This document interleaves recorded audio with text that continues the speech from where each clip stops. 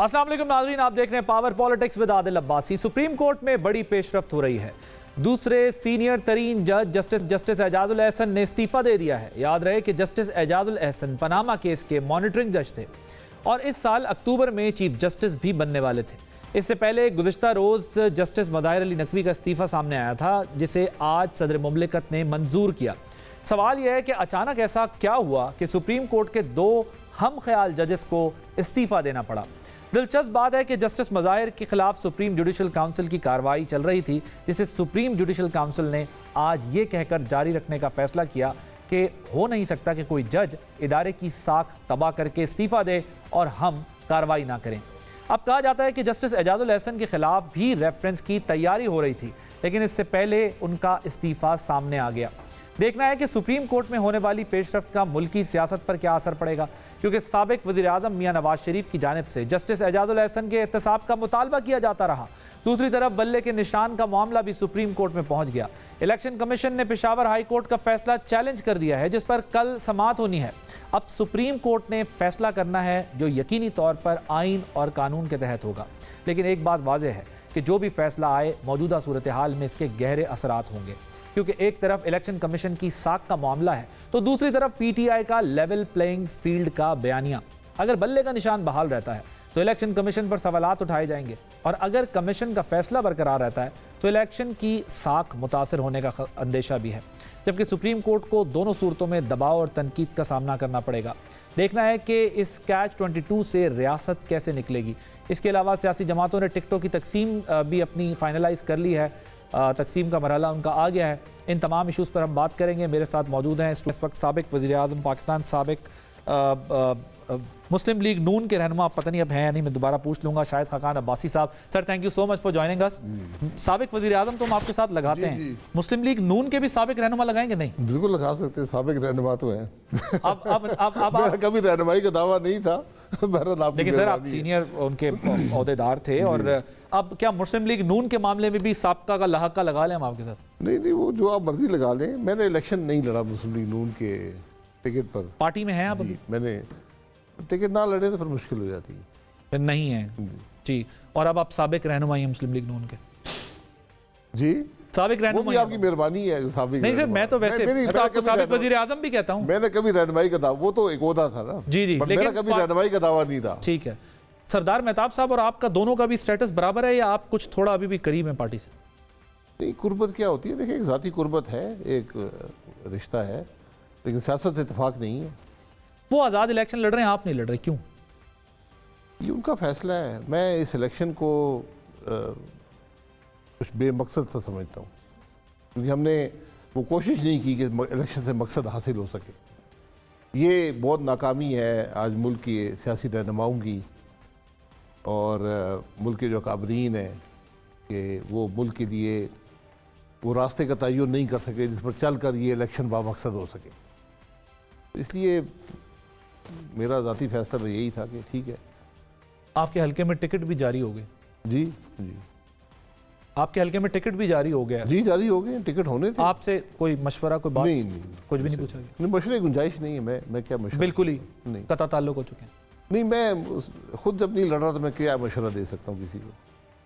आपने इलाके के लोगों को कोई मशवरा दिया था कि कौन होना चाहिए? लोगों ने पूछा है। मैं क्या, अगर आप इस सियासत से इत्तेफाक करते हैं तो ठीक है, आपकी मर्जी है। मैं किसी पर ना हावी हो सकता हूँ, ना मैं पर असरअंदाज हो सकता हूँ। सर, नून लीग ने जो टिकट दिया है उसमें आपके हल्के से राजा अशफाक सरवर साहब के साहबजादे उसामा सरवर साहब, उनको टिकट दिया है। तो आप ये कह रहे हैं आप बिल्कुल, क्योंकि आपका ज़ाहिर बहुत आपका हल्का है, उसका ही सालों से आप ही के नाम से वो एक साल चलता था। जिसने पूछा राय का इजहार कर दूंगा। आपके ख्याल में दुरुस्त फैसला किया? देखिए, पार्टी अपने सोच के मुताबिक दुरुस्त फैसले ही करती होगी। मैं आपकी राय लेना चाहता हूँ, क्योंकि आपका वो कई सालों से हल्का है ना। मैं इस पर राय नहीं देना। मरी का हल्का आपकी शनाख्त है, इसमें आप बेशक इनकार करें, लेकिन आपका मैं इस पर राय नहीं देना चाहता। आप राय नहीं देना चाहते? ठीक है। अच्छा, मुझे ये बताएं कि पार्टी जीत जाएगी इलेक्शन वहां से? मेरा पार्टी को मशवरा था, मैंने दिया भी था कि वर्कर को टिकट दें, वर्कर को। ऐसा नहीं हुआ? हाँ, ठीक। अच्छा सर, मुझे अब ये ऐसा हुआ ही नहीं है, ये फैसला फिर लोग कर लेंगे, लेकिन ये टिकट वर्कर का हक बनता था अच्छा, मैं हुआ क्या? आप इससे पहले आपने कहा कि वर्कर को आप कह रहे हैं टिकट देना चाहिए था, लेकिन ऐसा नहीं हुआ ना बेसिकली। तो मेरा मुझसे जो बातचीत हुई, मैंने उनको यही कहा कि आप वर्कर को टिकट दें। मशवरा मुझसे नहीं था, बट मैंने खुद जो दोस्त वगैरह थे, जब उनसे बात हुई, मैंने कहा कि वर्कर को टिकट दे दें तो आसानी हो जाएगी। हल्के के लोग आपको भी इलेक्शन लड़ने का मशवरा दे रहे थे? जी, बहुत ज़्यादा जी, बहुत ज़्यादा। लेकिन आप समझते हैं कि ये बेईमानी इलेक्शन है? ये इलेक्शन बेईमानी है, और जिस सियासत का इंतखाब मुस्लिम लीग नून ने किया है, मुझे उससे इत्तेफाक नहीं है। मसलन कोई बस मैंने सारी बात जो कहनी है कह दी है। टिकटों की तकसीम पे आप कह रहे होंगे, आने पे कह रहे होंगे, खामोशी पे कह रहे होंगे, ट्विटर की खामोशी पे कह रहे हैं, बयानात की खामोशी पे कह रहे हैं, बहुत बात मामलात पीछे से तय करके आने साड़ी गल हो गई है पे कह रहे हैं। आप किस बात पे? मैंने 6 महीने पहले ही कह दिया था कि मैं आपके प्रोग्रामों में भी कहा है कि मैं इलेक्शन नहीं लड़ूंगा, ये मैंने कह दिया था। अब आप सवाल करते तो मेरा उसका जवाब यही है कि मैं उस सियासत इत्तेफाक नहीं करता जिसका चुनाव आज मुस्लिम लीग नून ने किया है। बस इतनी बात है। साड़ी गल हो गई ये वाली बात जो भी है जी, वो आप उसमें जो मर्जी उसमें डाल दें। वो कह रहे हैं मेरे लिए देखें, ये मुनासिब बात नहीं है कि मैं जिस जमात के साथ 35 साल रहा हूँ, आज मैं पब्लिकली तनकीद शुरू कर दूँ। लेकिन शायद साहब, ये हुआ क्या? आप लंदन जाते थे, जब आप हालांकि पार्टी के और भी स्टॉलवर्ड्स थे जो छोड़ रहे थे या तनकीद कर रहे थे, लेकिन you were of the view कि नहीं, हमें ये चीज़ें पार्टी के अंदर करनी चाहिए। आप लंदन गए, आखिरी वो जो मुलाकात हुई है, उसके बाद आप वापस आए ना, आप मियाँ साहब के पास जा रहे हैं ना मियाँ साहब आपको बुला रहे हैं। ये मामलात इस नहज पे पहुंचे किस वजह से? हमेशा मैंने 35 साल में जब भी मियाँ साहब ने बुलाया मैं हाजिर हूँ, और आज भी हाजिर हूँ। लेकिन मैंने अपनी राय का जो ज़ाती मेरी ये फैसला था, इसका इजहार उनसे काफ़ी अर्सा पहले कर दिया था, तकरीबन 6 महीने पहले कर दिया था। और उनकी वतन वापसी के बाद भी आपने कोई कोशिश नहीं की जाने की, ना उन्होंने बुलाया? वो बुलाएंगे तो मैं चला जाऊंगा। लेकिन आपने खुद से कोई कोशिश नहीं? मैं खुद से करता नहीं, मेरी ये तरीका नहीं रहा। लेकिन शायद आप तबीयत पूछने इंग्लैंड जाते थे, रायवंड भी जाते? बिल्कुल, वो मेरी जिम्मेदारी थी। तो रायवंड भी जाते? यहाँ पर बहुत से दोस्त मौजूद हैं, अच्छे वक्त के काफी साथी मिल जाते हैं आपको। बुरे वक्त का नहीं मिलता कोई। बुरे वक्त में अभी मियां साहब का अच्छा वक्त शुरू हो गया, मौजूद होते हैं। मियां साहब का अच्छा वक्त शुरू हो गया, इक़्तिदार का रास्ता है। Is he going to make a government? जी, यही लोग सारे जो तासुर तो यही है। आपका क्या ख्याल है? मैं क्या कह सकता हूँ जी, ये आप जो मुल्क में सियासत है उस पर जितना कमेंट कम किया जाए तो बेहतर है। कुछ ना कुछ तो कमेंट करना होगा ना सर, क्योंकि सियासत में आप बगैर कमेंट किए भी तो सरवाइव नहीं कर सकते। कुछ ना कुछ कमेंट। सियासत बेमकसद हो जाए, जो सियासत इक़्तिदार की हसूल की सिर्फ सियासत हो, आप आज लोगों का क्या लेकर जा रहे हैं? हर जमात पिछले 2 साल में इक़्तिदार में रही है, उसकी क्या सोच है सारी दुनिया को पता है, उसकी क्या कारकर्दगी है सारी दुनिया को पता है, मुल्क कहाँ पर जा रहा है।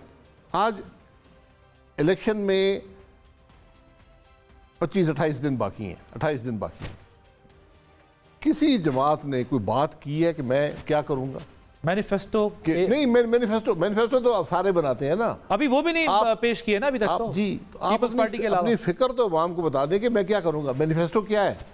मैं 300 यूनिट बिजली मुफ्त दे दूंगा? कहां से, घर से लाएंगे 300 रुपए यूनिट बिजली? दे सकते हैं प्रैक्टिकली? आप नहीं दे सकते, एक यूनिट नहीं दे सकते। तो किसे एड्रेस कर रहे हैं 300 यूनिट? बेवकूफ़ बनाने वाली बात है ना। जब आपकी सोच ये होगी कि मैं बिजली मुफ्त दे दूंगा, मैं फलानी चीज़ मुफ्त दे दूंगा। इमरान खान भी, वो तो बिजली 150 रुपये पेट्रोल सस्ता कर दिया था। 50 लाख घर देने से। जी, 50 लाख घर, 3 करोड़ नौकरियां। ये तमाशे मत लगाएं। आपने मुल्क के लिए किया क्या है? आपकी सोच क्या है? आप करेंगे क्या? आज वो सोच और वो बात आवाम के सामने रखें। मैनिफेस्टो, आप सब जमातों के मैनिफेस्टो देख लें, एक ही है।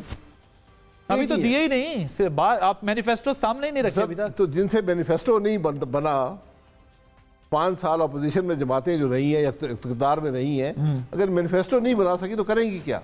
तो वो एंटी एस्टैब्लिश बयानियां लेके चल रहे हैं ना, एंटी एस्टैब्लिशमेंट बयानियां लेके सब चल रहे हैं। देखते थोड़ा डिफ्यूज होने लगता है, 1-2 बयान नीचे वो चलता है, वो बयानियां चलते हैं। लेकिन शायद साहब वो क्या कहेंगे? वो मुश्किल हालात बता के इलेक्शन जीतेंगे? कौन? जमातें? क्या आगे इतनी मुश्किलात आने वाली? मैं इसी बात पे मैं खुद, मुझे परेशानी है कि आज आप क्या अपनी सोच अवाम के सामने रख रहे हैं कि मैं क्या करूंगा इक़्तिदार में आकर, जो मैंने माजी में नहीं किया। वो अवाम को बताएं ना। आप देखिए, हालत ये है, एक इदारा जो हर आदमी तस्लीम करता है कि उसने मुल्क को मफलूज कर दिया, नैब ने, जो पिछले 25 साल में सिर्फ एक आदमी को कन्विक्ट कर सकता, वो कन्विक्शन भी खत्म हो गई। नवाज शरीफ को कन्विक्ट किया एक सियासतदान को, नैब ने, वो कन्विक्शन भी खत्म हो गई। उस इदारे को जो मुल्क को मफलूज कर चुका है, तबाह कर चुका है, आप उसको खत्म नहीं कर सकते। हो सकता है अगली गवर्नमेंट बनाए खत्म कर दें। मैं आज कह देना, ये लिख दिया अपने मंशूर में, हम नैब को पहले दिन खत्म करेंगे। तो अगर ये नहीं कह रहे तो इसका मतलब खत्म नहीं करें? कहते तो रहे ऑन एंड ऑफ। सर कब कहा है? कहते तो हैं नैब देखिए ना, मैं मैनिफेस्टो में देखता हूँ नहीं होगा। इख्तिदार में रहे ना, क्यों नहीं खत्म किया? एक कॉम्प्रोमाइज गवर्नमेंट बनने जा रही है। सर कॉम्प्रोमाइज आप किसको कहते हैं? मैं इसको कहता हूं कि जिसमें आप अपना मैनिफेस्टो भी ना दे सकें, जब आप अपनी पॉलिसीज में भी आजाद ना हो, अपनी टिकटों में भी आजाद ना हो। आप सर अगर आप मैनिफेस्टो में भी नहीं लिख सकते ना बातें, फिर मेरा ख्याल है ना ही समझें इसको, फिर छोड़ें इलेक्शन को, मत मुल्क के मामला ख़राब करें। वो तो कहते हैं ना हमने भुगत लिया, अब दूसरे भी थोड़ा भुगत लें, फिर देख लेंगे बंद कर। सर भुगते कौन कौन भुगतेगा? क्या भुगतेगा? भुगतने से कोई फायदा हो जाएगा मुल्क का? आप क्या सियासत गालियां देने से मुल्क का फायदा हुआ है? जेलों में डालने से फायदा हुआ है? आपकी तो खैर ये कंसिस्टेंट पोजीशन रही है। नहीं, मुझे आपने नैब भुगत भी ली, लेकिन आपने कहा कि मैं ये आज बंद नहीं कहता हूं कि अगर मुल्क का फायदा सियासतदानों को जेल में डालने से होता है, मुझे ताहयात जेल डाल दें यार, मैं हाजिर हूँ।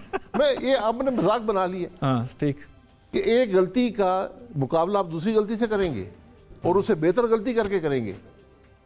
ये कौन सी सोच है? आप अपनी पार्टी को क्या डायलॉग का मशवरा देते रहे पीटीआई के साथ? मैं पिछले एक साल से कह रहा हूँ सारी जमातों को, एक जमात नहीं डायलॉग कर सकती, सबको बैठना पड़ेगा। तो आप सब जमातों की बात, लेकिन वो तो नहीं बैठ रहे, तो इसका मतलब डिजास्टर है आगे। सर नहीं बैठेंगे तो आप कैसे मसाइल कैसे हल करेंगे? इलेक्शन से स्टेबिलिटी नहीं देख रहे। मैं इन जमातों को कहता हूँ अपनी काबीना तो अवाम के सामने रख दें। वैसे अगर इत्तेहादी बनी तो सबसे दो ले लेंगे, वो एक तरीकाकार है। चले बता देना कि काबीना क्या होगी। मैंने आपको बता दिया, पीडीएम वही बनेगी, दो तीन, और अगर पीटीआई होगी तो हमने देखी है वो इधर उधर से ले लेते हैं, वो क्या बजाय सर बना दें, वही काबीना बना दें, कोलिशन गवर्नमेंट काबीना बना दें। हर जमात अपने 10-10 वजीर बता दे, 20-20 वजीर बता दे, मैं कौन से वजीर बनाऊंगी। ये जो टिकटों के मामले में हुआ है पार्टी के लोगों के साथ, ठीक हुआ है? ये होता रहता है हमेशा, कुछ टिकट नहीं अवार्ड हो सकते, मुख्तलिफ वजूहात की ग्रुपिंग होती है पार्टी के अंदर। इस दफ़ा चूँकि आपने अकोमोडेट किया था दूसरी जमात के लोगों को, आपको टिकट नहीं दे सके, वो कुछ बहुत सी हक तलफी हो जाती है। ये ज़्यादा ग्रुपिंग के, जो पार्टी के अंदर ग्रुपिंग होती है उसके असरात हैं, और अच्छे लोग निकल जाते हैं पार्टी से, अच्छे लोग जो जिनको मौका नहीं मिलता, अच्छे लोग अभी एडजस्टमेंट करना मजबूरी है उनकी इस वजह से। जी एडजस्टमेंट भी मजबूरी होती है, जब आप एक कोलिशन में पार्टनर्स बना लें, प्री इलेक्शन कोलिशन बन जाए, जिस तरह एमक्यूएम से कोलिशन हुआ है, बाप से हुआ है, जीडीए से हुआ है, आईपीपी से हुआ है, तो उसमें आपको यकीनन उनके लोगों को अकोमोडेट करना पड़ेगा।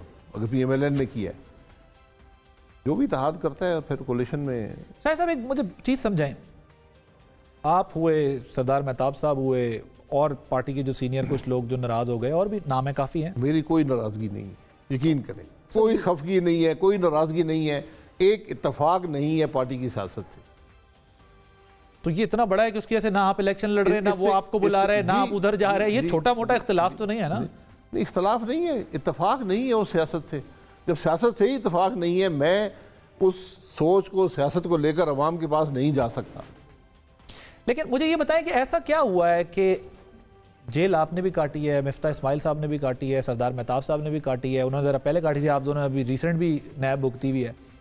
मुझे ये बताएं कि आईपीपी के जो लोग दिन रात, यानी जो लोग पीटीआई में होते थे, उन्होंने जो कुछ पीएमएलएन के बारे में कहा, उनसे तो डायलॉग भी हो रहा है, बातचीत भी हो रही है, उनको एडजस्ट भी कर रहे हैं। आप लोगों ने ऐसा क्या गुनाह किया है कि आप लोगों से फ़ोन भी नहीं, रब्ता भी नहीं, मुलाकात? वो जो लोग हैं उनको सीटें चाहिए होंगी, हमें सीटें नहीं चाहिए।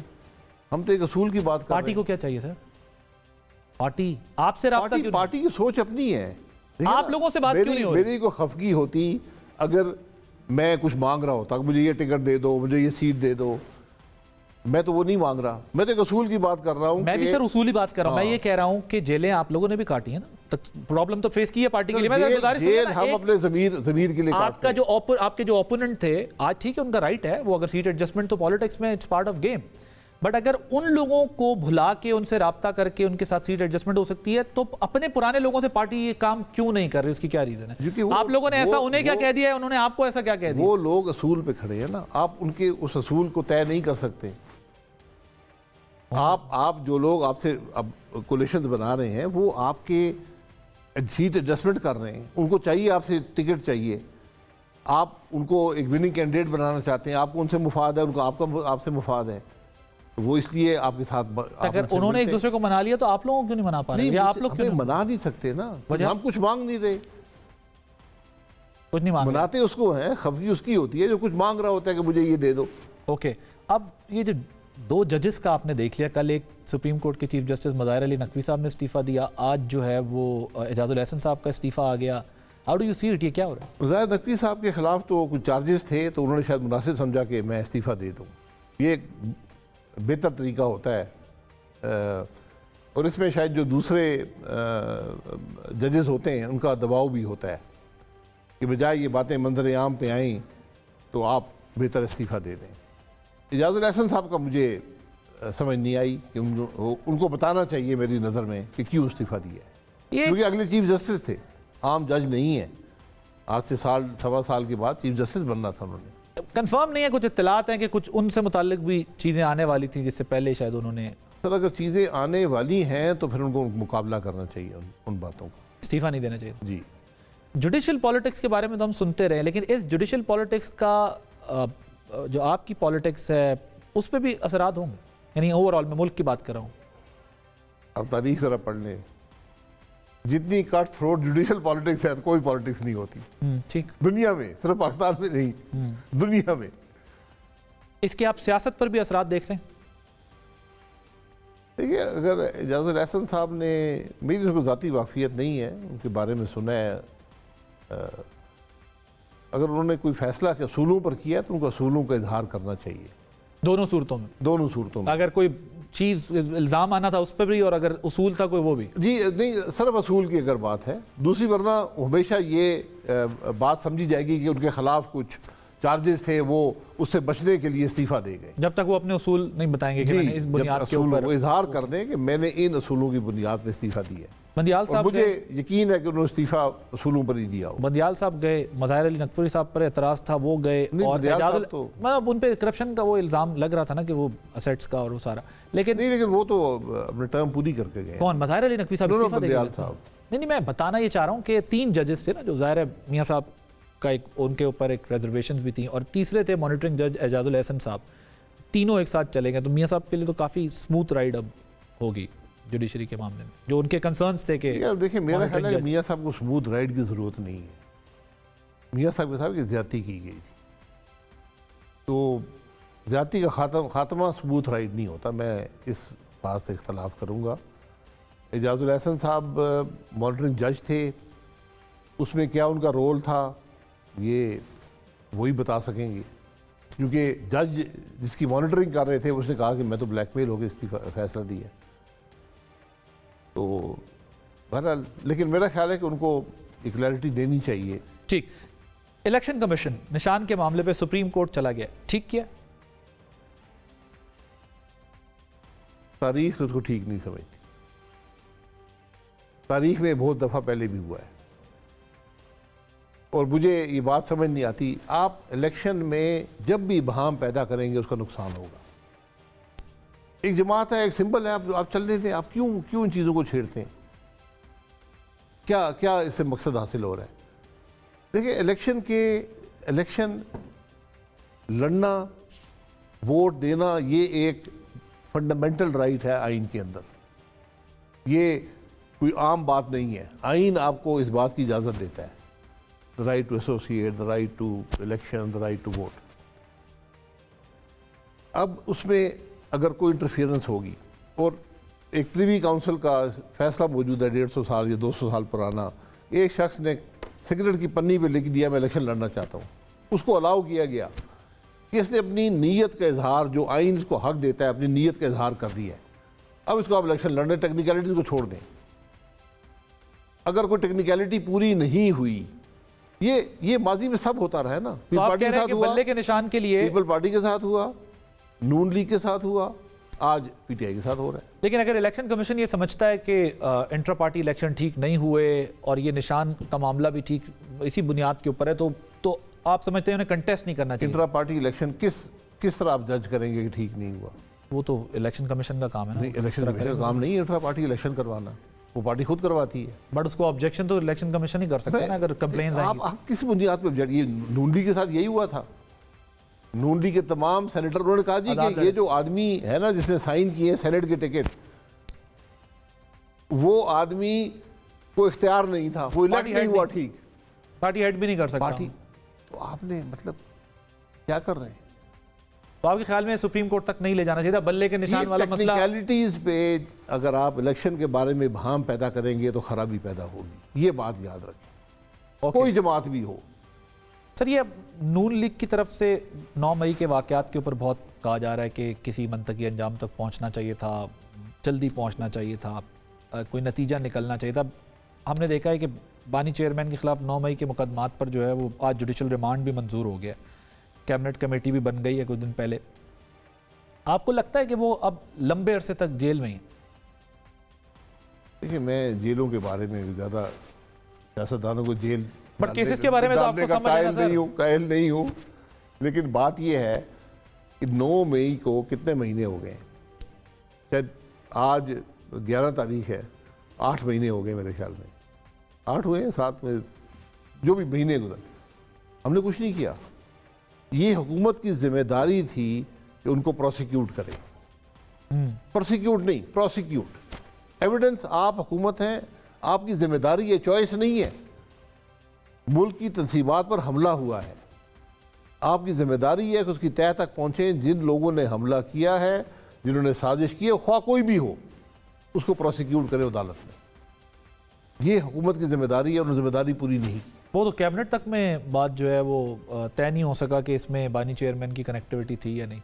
सर, ये कैबिनेट नहीं तय कर, कैबिनेट में बात भी नहीं हुई ना, ये कैबिनेट तय नहीं कर सकता, ये कैबिनेट का काम नहीं है। तो फिर हुकूमत कैसे एग्जीक्यूट करती है? फिर तो इंस्टीट्यूशन हुकूमत प्रोसिक्यूट करती है, इदारों ने हुकूमत पर्चा दर्ज करती है, हुकूमत एविडेंस इकट्ठा करती है। 9 मई के तो किए हैं उन्होंने पर्चे, तो करें, फिर उनको प्रोसिक्यूट करें। प्रोसिक्यूशन तो हमारे यहाँ आपको पता है बड़े नहीं, फिर अगर आप प्रोसिक्यूट नहीं कर सकते, फिर आप क्यों फिर लोगों को छोड़ दें?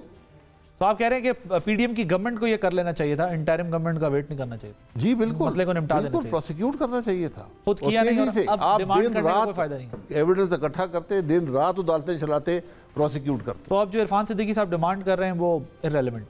कौन सी? कि 9 मई के जो जिम्मेदारान हैं उनके खिलाफ डिमांड करने का उनको हक है, हम सब डिमांड करते हैं, लेकिन हुकूमत में आएंगे तो फिर क्या होगा? आप जुल्फ़िकार अली भुट्टो का मामला ले लें, उसके बाद फांसी के बाद 1988 में हुकूमत आई पीपल्स पार्टी की, कुछ हुआ, 94 में आई, कुछ हुआ, 2018 में आई, कुछ हुआ, 16 महीने की कोalition गवर्नमेंट ने कुछ किया। पर वो तो फांसी हो गई थी ना सर, अब केस की बात हो रही है ना, तो केस ही अंजाम तक नहीं पहुंचा। इसकी तो और ज्यादा जरूरत है कि अगर उस फैसले को गलत करार दे दिया जाता, हुकूमत खुद जाती कि भाई ये गलत हुआ है, उसको गलत करार देते, बात खत्म हो जाती। फैजाबाद धरना कमीशन में आपने सारी जिम्मेदारी ली है एज प्राइम मिनिस्टर के। मैं आज भी मैंने ये कहा है कि बतौर वज़ीर-ए-आज़म जो मेरे इख्तियारात थे उनके अंदर अगर कोई कोताही है तो मैं पूरी तरह जिम्मेदार हूँ। ख्वाजा आसिफ साहब कहते हैं कि हमारी हुकूमत ही नहीं थी, पता नहीं किस कॉन्टेक्स्ट में कहा, मेरी हुकूमत तो थी, मैं वज़ीर-ए-आज़म था, आपकी उनकी दोनों की वज़ीर ख़ारिजा थे आपके, और मैं फैसले करता था, आखिरी रात तक भी फैसले किए हैं, तो हुकूमत हुए बगैर फैसले नहीं। आपके वज़ीर ख़ारिजा थे सर, वो वज़ीर दाखिला भी मान रहे हैं आपकी वाली बात, वज़ीर आला पंजाब भी वही बात कर रहे हैं कि वो उस तरफ नहीं गए, लेकिन ख्वाजा आसिफ साहब कहते हैं हमारी तो हुकूमत ही नहीं थी। क्या देखिए किस कॉन्टेक्स्ट में कहा है मुझे पता नहीं है, हुकूमत नहीं थी, फिर वज़ीर ख़ारिजा किसके थे? किसी हुकूमत के थे ना।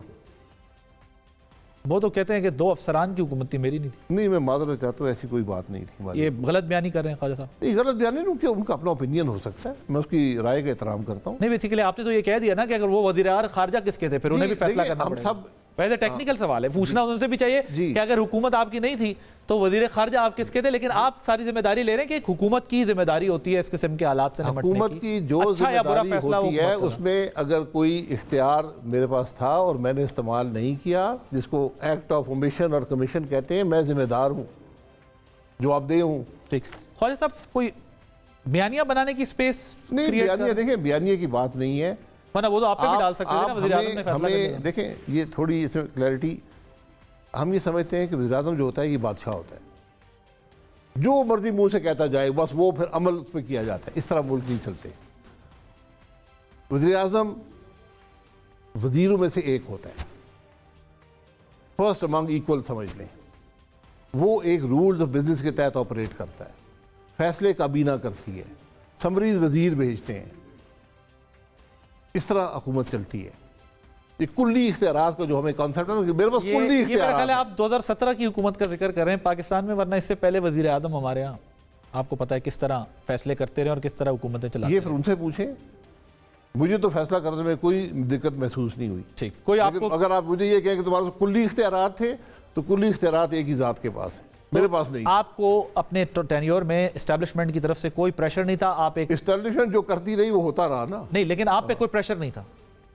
किस बात का प्रेशर? नहीं, जिस what I am asking you ना, कि आप कह रहे हैं कि मेरे पर कोई प्रेशर, आपने आजाद प्रेशर आप इसको समझते हैं कि जो 2014 का धरना था वो किसने कराया, ये तारीख को साबित कर दे। वो तो एक और चीज है, मैं ये धरना कमीशन बन गया है, इसको साबित कर दें। तो ख्वाजा आसिफ साहब तो शिफ्ट करना चाह रहे हैं ना, लेकिन आप कह रहे हैं मैं 17 का की जिम्मेदारी लेता हूं कि मेरे ऊपर कोई दबाव नहीं था, मैंने फैसले आजादाना शिफ्ट की, बिल्कुल आजादाना फैसले किए हैं। आप पे दबाव नहीं था? बिल्कुल। ये सेनेट इलेक्शन चोरी हुआ, इसमें कोई शुबा नहीं है।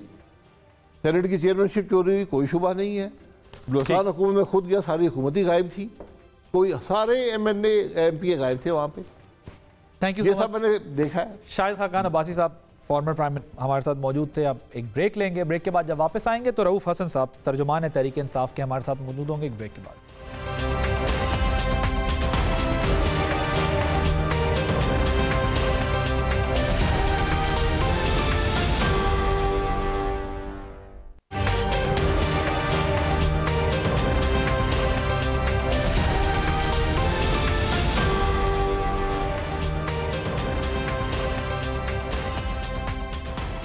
Welcome back.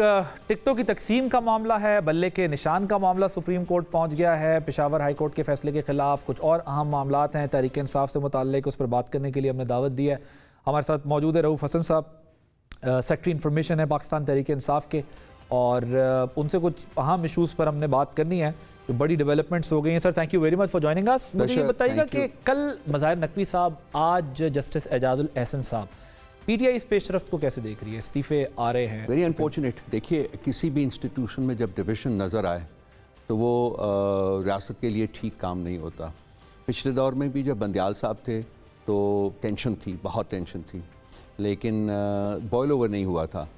अब जस्ट ईसा साहब के, काजी फायज ईसा साहब के दौर में पहले नकवी साहब गए हैं और अब Ijazul Ahsan is one of the finest जजेस that one has encountered in a number of years, वो गए हैं।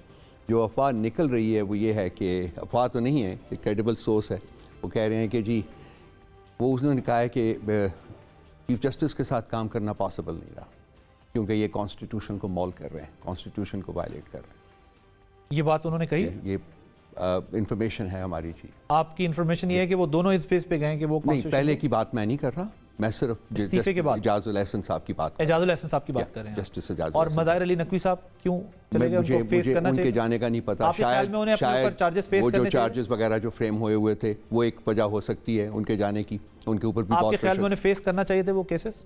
वेल, अगर मैं उनकी जगह होता तो मैं फेस करता। इस्तीफा देने से एम्बिग्विटी और बढ़ जाती है। देखिए, इंस्टीट्यूशन से जब इस्तीफे इस तरह से आने शुरू हो जाएं तो इंस्टीट्यूशन की वीकनेस या डिविजन दोनों में से एक चीज़ या दोनों चीज़ें ज़ाहिर करती हैं। ये रियासत के लिए ठीक नहीं होता। ये दोनों जो जजेस और ये जो इंस्टीट्यूशन है मेरे भाई, पाकिस्तान के, देखिए रियासत के बाद सबसे इंपॉर्टेंट इंस्टीट्यूशन दो में से एक है, पार्लियामेंट एंड जुडिशरी। फिर मुझे ये बताइएगा, ये दोनों जजेस जो थे बहुत पॉलिटिकल केसेस में बेंचेस का पार्ट होते थे और कई ऐसे केसेस इन्होंने सुने हैं जिसमें PTI उसकी बेनिफिशरी रही है। इन दोनों जजेस के जाने से PTI को धचका पहुंचा है? देखिए, हम इंस्टीट्यूशन ऑफ जुडिशरी में बिलीव करते हैं। जजेस से हमारा सरोकार नहीं है। लेकिन इसके उल्टा हमें देखने को मिला है, जजेस पर तनकीद होती है बजाय इंस्टीट्यूशन पर बात होने। मैं हमेशा इंस्टीट्यूशन की बात करता हूँ। आप मेरे राइटिंग्स पढ़ लीजिए, मैं आपके पास भी बैठा हूँ, आज भी जो बात करूँगा वो इंस्टीट्यूशन की बात करेंगे। आपकी पार्टी रियासत की स्ट्रेंथ के लिए इंस्टीट्यूशंस की स्ट्रेंथ बहुत ज़रूरी है, डायरेक्टली रिलेटेड होती हैं। और जुडिशरी में अगर डिविजन इतनी सामने खिल के, तोड़ फोड़ इतनी खुल के सामने आ जाए तो वो जुडिशरी के लिए एंड कंसिक्वेंटली रियासत के लिए ठीक नहीं है। ठीक, सो आपकी पार्टी को धचका लगा है इन दोनों के जाने से? मैं नहीं कहूँगा कि हमें धचका लगा है, दुख हुआ। हम सुप्रीम कोर्ट से जस्टिस की उम्मीद लगाए बैठे हैं, मिलना चाहिए। जजेस कोई भी बैठे हों, उन्होंने भी अपने इंस्टीट्यूशन की जो क्रेडिबिलिटी है उसको डिफेंड करना है। सर मुझे ये बताइएगा, ये पेशावर हाई कोर्ट ने जो फैसला दिया है बैट का, आपको वापस दिया है बैट, ये बैट अगर सुप्रीम कोर्ट से वापस हो जाता है तो क्या आप उसको तस्लीम करेंगे या फिर सुप्रीम कोर्ट के फैसले को नहीं माना जाएगा लेकिन हाई कोर्ट के फैसले को सराहा जाएगा? देखिए, तस्लीम करना या ना करना जो है वो हमारी जो भी सेंटिमेंट्स हो हम उसको चेंज नहीं कर सकते। अगर सुप्रीम कोर्ट की जजमेंट देती है तो ठीक है, हमने किसी फैसले को क्रिटिसाइज नहीं किया। हाँ, जब बहुत ही पेटेंटली पार्टिजान हो जाता है, जैसे कि इस्लामाबाद हाई कोर्ट के चीफ जस्टिस साहब का जो तरीका का वारदात है वो इंतहाई पेटेंटली पार्टिजान है, उसके ऊपर हमने आवाज़ उठाई है। अदरवाइज़ हमारी पार्टी का जो एटीट्यूड है, अप्रोच है, वो ये है कि जी हम अपना फेथ जो है वो इंस्टीट्यूशन में रखते हैं, जजेस उस इंस्टीट्यूशन को रिप्रेजेंट करते हैं। कोई भी बैठ जाए, ABC, XYZ कोई भी बैठ जाए, हम we will continue to repose faith in the institution of judiciary. लेकिन जो इंटरिम आपकी इस वक्त लीडरशिप है वो अपना कॉन्फिडेंस शो करती है अदलिया के हवाले से, जिस तरह आपने भी कहा इंस्टीट्यूशन की रिस्पेक्ट करते हैं, लेकिन आपके जो सोशल मीडिया एक्टिविस्ट हैं वो जिस लेवल की ट्रोलिंग करते हैं जजेस की, वो तो खैर किसी भी माशरे में काबिल कबूल नहीं है। PTI की ये क्या पॉलिसी है? मतलब एक तरफ एक फेस ऐसा है जो कहता है हम रूल ऑफ लॉ पे बिलीव करते हैं, लेकिन दूसरा फेस वो है कि जो बिल्कुल ट्रैश करके रख देता है सारा का सारा इमेज। ये मैंने पहले भी 2-3 प्रोग्राम्स में बैठ के एक्सप्लेन करने की कोशिश की है। देखिए, ये जो हमारी सोशल मीडिया टीम है ये हमारी वॉलंटरी टीम है, इनको हम तनख्वाहें नहीं देते हैं। ये ऑल ओवर द वर्ल्ड 17-18 हज़ार लोग हैं जो इस वक्त हमारी सोशल मीडिया टीम का हिस्सा हैं। हमें ये भी नहीं पता वो कहाँ बैठे हुए हैं, लेकिन वो सपोर्टर्स हैं PTI। But they are wired and trained like this. No, we have not trained them. उनके अपने उनके रिस्पॉन्सेज हैं। कुछ रिस्पॉन्सेज जो है वो इमोशनल होते हैं, अनडिज़ायरेबल होते हैं। मैं कंसीड करता हूँ और हम इसको कोशिश कर रहे हैं कि जी हमको डायरेक्टिव्स, जब से मैंने टेक ओवर किया है मैं कोशिश कर रहा हूँ कि हम इसको सिमर डाउन करें।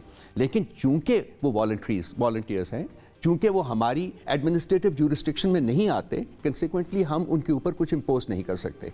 शेर अफजल मरवत साहब आते हैं आप लोगों की ज्यूरिस्डिक्शन में? शेर अफजल मरवत साहब टेक्निकली हमारी ज्यूरिस्डिक्शन में आते हैं।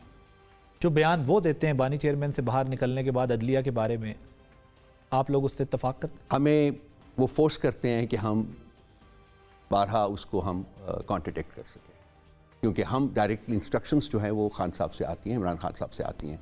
सो हमारे जो चेयरमैन है, मसलन अभी जो रिसेंट इंसिडेंट हुआ है जिसके बाद हमने एक स्पोक्स पर्सन्स की नई टीम जो है वो कॉन्स्टिट्यूट किया और हमने कहा है कि पार्टी की और खान साहब की जो खान साहब के तो मैसेजेस एक्सक्लूसिवली बैरिस्टर गौहर जो हम वो करेंगे, वही लेके आएंगे और वही ट्रांसमिट करेंगे।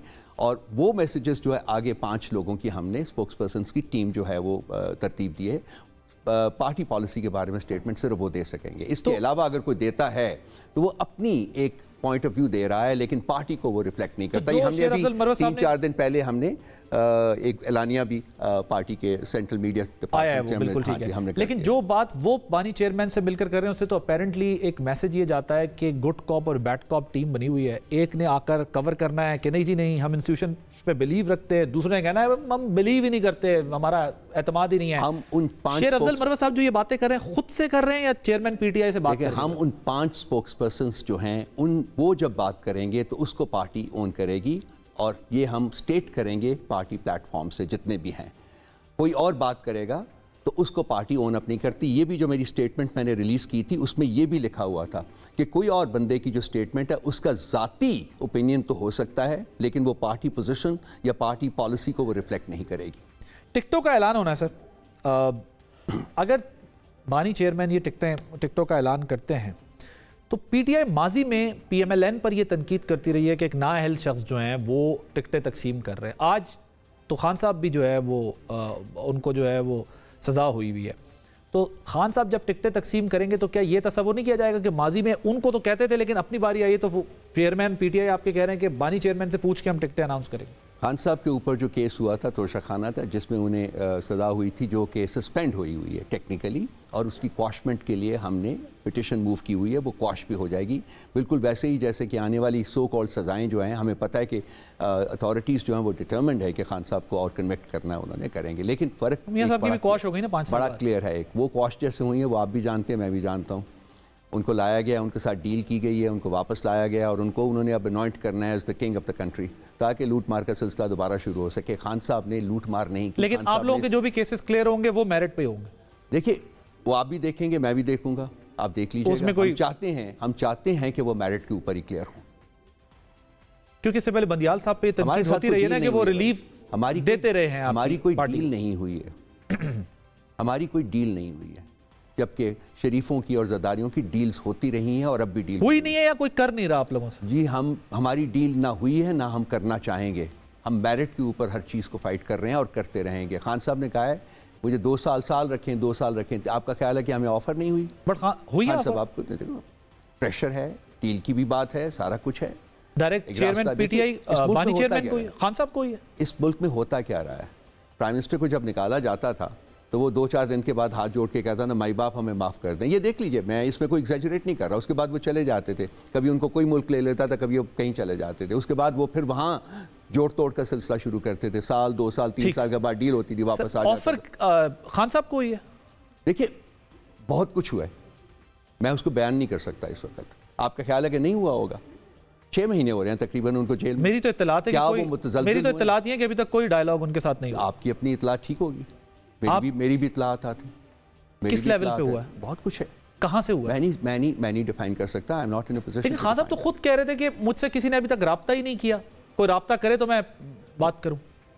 चलें, इसको यहीं छोड़ देते हैं, क्योंकि आपकी अपनी कंटेंशन है, मेरी एक अपनी कंटेंशन है। देखिए, हम अदालत में खड़े हैं, हम किसी किस्म की डील नहीं मांग रहे। खान साहब किसी किस्म की डील नहीं मांग रहे। अदालतें अपने फैसले सुना रही हैं, हम उन फैसलों को कॉन्स्टिट्यूशन और रूल ऑफ लॉ के अंदर रह के डिफेंड कर रहे हैं, फाइट कर रहे हैं और करते रहेंगे। सर मुझे बताएं, जब प्रेसिडेंट की इंटरवेंशन से फॉर्मर आर्मी चीफ से मुलाकात कर रहे थे खान साहब, तो वो कॉन्स्टिट्यूशन के अंडर मुलाकातें कर रहे थे जो उनकी मुलाकातें हुई? कोई मुलाकातें हुई थी? आप खुद कहते हैं हुई? मैंने तो नहीं। आपकी पार्टी कहती हुई? पार्टी में जो कहता है वो जवाब आके दे दो या हम आपको बैठ के दे दें। अगर कोई प्रेसिडेंट साहब खान साहब ने माना है, प्रेसिडेंट साहब अगर इंटरवेंशन कर रहे थे तो अगर वो मुल्क की बेहतरी के लिए कर रहे हैं तो कोई मजाक है। देखिए, डायलॉग जो है वो एक कंपोनेंट होता है पॉलिटिक्स का, या पॉलिटिकल गवर्नमेंट जो होती है उसका एक कंपोनेंट होता है डायलॉग। सो इंटरेक्शन जो है वो रहता है। अभी भी हम कहते हैं, हमारी ओपन पॉलिसी है कि हम सबसे बातचीत करने को। आर्मी चीफ से तो डायलॉग नहीं करना चाहिए, उन्हें पॉलिटिकल फोर्सेस से डायलॉग करना चाहिए। हमने कहा है हम तमाम स्टेक होल्डर्स से बातचीत करने को तैयार हैं, दैट इंक्लूड्स द मिलिट्री। हमने ये कहा हुआ है, हमारी कमेटी भी खान साहब ने बनाई हुई है। सो पॉलिटिकल पार्टी होने के नाते हम डायलॉग से अपने आप को बंद नहीं कर सकते।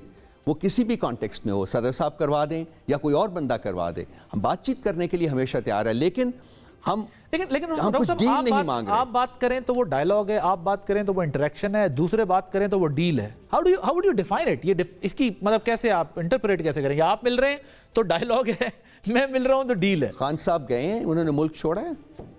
नहीं, ही इज देयर। डील वो होता है ना, देखिए डील वो होती है जिसमें कि आप डील में मुल्क छोड़े, मुल्क में रहते हुए भी आप डील कर सकते हैं। जो सऊदी अरेबिया जब गया था तो डील हुई थी कि नहीं हुई थी? जरदारी साहब ने भी मुल्क नहीं छोड़ा, बैठ के मामलात कर लेते हैं अपने, कहते हैं मेरे मामलात हो गए। वो भी छोड़ गए थे पहले, वो भी गए हुए थे, बेनज़ीर भुट्टो भी चले गए थे, सारा कुछ चले गए थे। लेकिन खान साहब कहते हैं मैं यही हूँ, यही मेरा मुल्क है, मैंने कहीं नहीं जाना। एक ब्रेक लेते हैं, ब्रेक के बाद मजीद करेंगे। Thank you.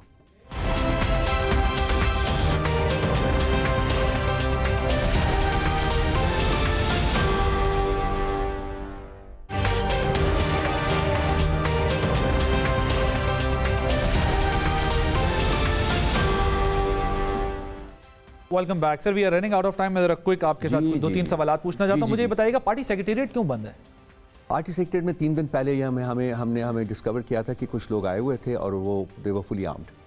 तो हम भी सस्पेक्ट के कुछ लोगों को वहाँ इन्फिल्ट्रेट कराया गया और इस चीज़ से बचने के लिए कि किसी किस्म का वायलेंस हो जाए या एक खबर ये भी चल रही है कि कुछ टिकटें ऐसी दी जा रही हैं या बेची जा रही हैं या उसकी बुनियाद पे कोई बड़ा मैसिव प्रोटेस्ट ना हो, इस वजह से उसको बंद किया। नहीं, प्रोटेस्ट पे हम कैसे बंद कर सकते हैं? हमने तो सिर्फ अपना सेक्रेटेरिएट बंद किया, बाहर तो सारा जगह खुली हो और प्रोटेस्ट करने को और भी बहुत सी जगह हैं। ठीक, टिकट्स का क्या मामला होगा सर? जो लोग पार्टी छोड़कर चले गए थे, अब उन लोगों को टिकट वापस अगर आ रहे हैं उनको मिलेगा?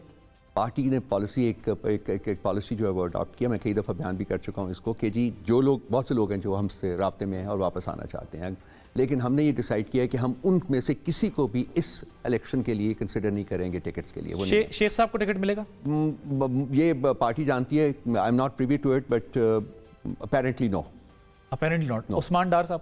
उस्मान डार को उसकी वालदा को टिकट, यानी उनकी फैमिली को टिकट मिलेगा? उसकी वालदा को। इसके अलावा नहीं कोई, और कोई जो लोग छोड़कर गए उनको किसी नहीं मिलेगा? सर जो कॉलम उन्होंने लिखा खान साहब ने इकोनॉमिस्ट में, वो आर्टिफिशियल इंटेलिजेंस के थ्रू उन्होंने खुद लिखा है वो कॉलम, ये भी मैं बारहा बयान कर चुका। एआई के जरिए नहीं?